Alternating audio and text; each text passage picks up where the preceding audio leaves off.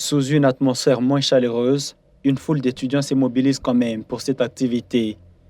La commission électorale indépendante présente des candidats parmi lesquels 3 à la présidence et un seul à la vice-présidence. Ils sont accueillis avec le recteur de l'université dans les mêmes rangs. Celui-ci a prodigué quelques conseils à ses ambitieux.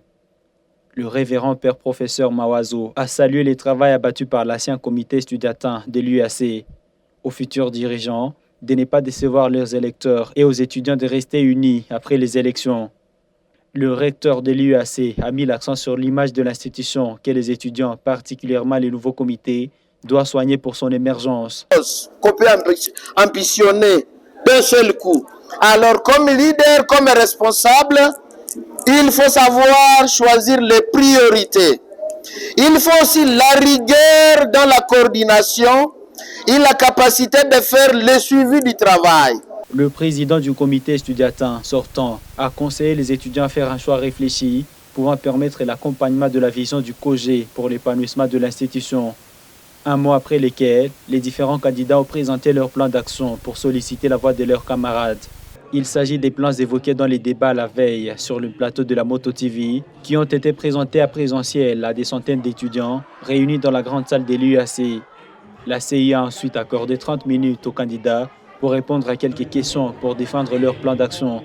Un débat qui oriente la dernière tendance de l'opinion en face avant d'opérer le choix. C'est pourquoi notre université doit être originale pour que les autres universités puissent se référer à l'autre. L'appui des GIRES, l'appui des Jean-Baptiste, avec les comités que nous allons élire, nous allons tous apporter une pierre et ensemble nous allons aller plus loin.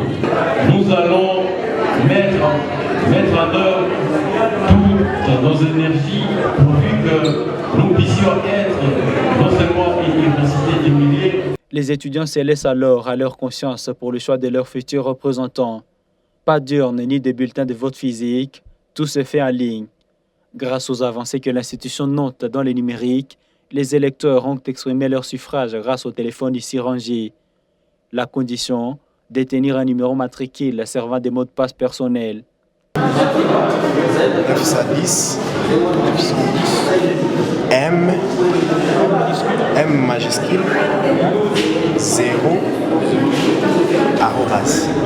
Le résultat est compilé automatiquement.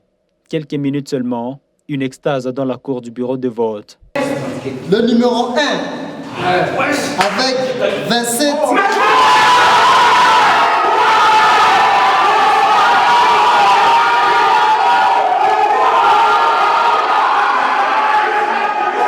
La commission électorale indépendante publie son résultat.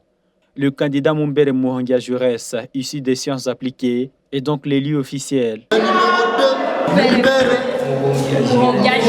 Jurès. Oui. Celui-ci promet se liguer à ses challengers pour la cause de l'institution. Je vais tenir compte de chaque conseil qu'on m'a donné et cela me permettra de réaliser de grandes choses. Mais je suis sûr que nous allons travailler ensemble, en collaboration, parce qu'ensemble, nous ferons des exploits. La CI attend les recours dans une semaine tout au plus. Ce délai dépassé, celui-ci devra être confirmé successeur officiel de Osé Lukamba.